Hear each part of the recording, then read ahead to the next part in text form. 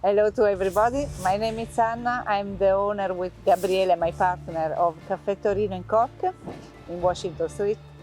And our food is Italian food. And we used to do cannelloni, lasagne, soup.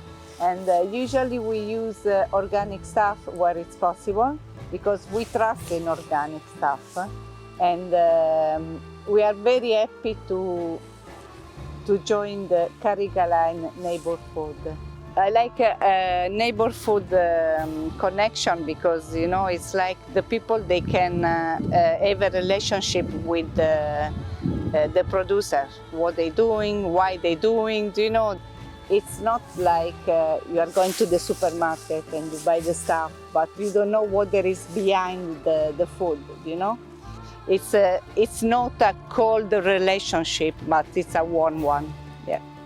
We are also very happy to introduce the Italian culture food in Ireland.